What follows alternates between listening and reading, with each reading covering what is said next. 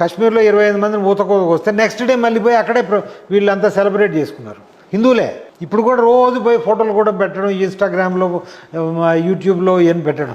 అంటే ఇంతకంటే దరిద్రపు జాతి ప్రపంచంలో ఎవడు, హిందువు కంటే దరిద్రపు జాతి ఎవడు ఉండడు, ముఖ్యంగా ఆధునిక హిందువు. అయితే ఆ మీటింగ్ ఏంటంటే, ఇప్పుడు చాణక్యుడు ఏం చెప్తా అంటే, ధర్మస్య సుఖస్య మూలం ధర్మ, అంటే మనిషి సుఖంగా ఉండటం కావాల్సింది ధర్మం. ధర్మస్య మూలం అర్థ, అంటే ధర్మానికి కావాల్సినది మూలము. డబ్బు, అర్థము అంటే రిసోర్సెస్, వనరులు. అర్థస్య మూలం రాజ్య, అంటే మనకు వనరులు కావాలంటే మనకు రాజ్యం అంటే సెపరేట్ దేశం ఉండాలి. సుఖస్య మూలం ధర్మ, ధర్మస్య మూలం అర్థ, అర్ధస్య మూలం రాజ్య. అప్పుడు క్రిస్టియన్ వాడు. ప్రజలు కళ్ళు తెరుచుకోవాలి సార్ ఈ విషయంలో. ఎవరు ఇప్పుడు హిందువుల్లో చైతన్యం లేదమ్మా. మీరు ఒకసారి అన్ని మతాలు సమానం అని చెప్తే, ఒక ఘటన జరిగింది కూడా, ఎన్నో ఘటనలు జరిగినాయి. ఒకసారి ఇట్లా రోజు వాళ్ళ తల్లిదండ్రులు చెప్పేది పిల్లలకి, అమ్మాయికి అన్ని మతాలు సమానే, అన్ని మతాలు సమానం. పెద్ద అయిన తర్వాత ఒక ముస్లింని ప్రేమించింది అమ్మాయి, వీళ్ళు గొడవ పెట్టారు.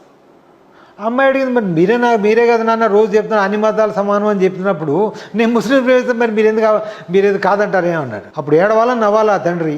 అంటే ఆ పిల్లని ఆ విధంగా తయారు చేసింది ఎవరు? ఆ తండ్రే కదా. ఆ తండ్రి మొదటి నుంచి అమ్మ 5 వేలు సమానం కాదు, ఏ వేలుకున్న ప్రాముఖ్యత ఆ వేలుకు ఉంది, కానీ మన దేన్ని కించపడాల్సిన అవసరం లేదు, కానీ మనమే వాళ్ళే అని మన పిల్లలు కన్నా చెప్తే వాళ్ళు అర్థం చేసుకుంటారు. కరెక్ట్. కానీ ఈ రోజుల్లో దాని లవ్ జిహాద్ అని పేరు పెట్టారు. లవ్ జిహాద్ పేరు కాదు, నిజమేనమ్మా. నిజమేనంటారా? యాక్చువల్గా that is not love, I call it womb jihad. అదే అంటున్నాను.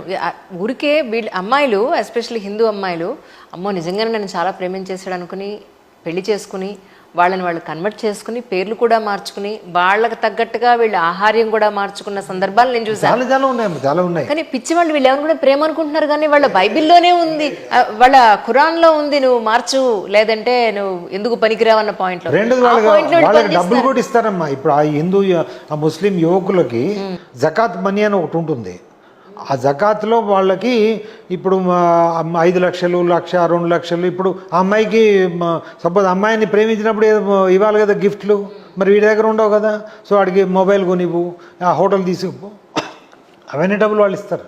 ఇదంతా తీసిన ఆర్గనైజ్డ్ ర్యాకెట్. My God. అది తప్పు. ఎందుకంటే ఇప్పుడు జరుగుతుంది, పోయిన తరంలో ఎందుకు జరగలేదు ఇంత? కారణం ఏంటంటే అప్పటి తల్లిదండ్రులు చెప్పేవాళ్ళు, భయం భక్తి కూడా ఉండేది సార్. అమ్మ జాగ్రత్తగా మనకు తెలియని వాళ్ళని ఎవరిని మాట్లాడొద్దు, కలవద్దు, మన వాళ్ళతోనే ఉండు అని చెప్పి. ఇప్పుడేంది, అన్ని మతాలు సమానమే. అన్ని మతాలు సమానమైనప్పుడు నువ్వు ఎక్కడ పోతే ఏముంది అసలు? అంటే నీకేం మతం లేనట్టే కదా లెక్క.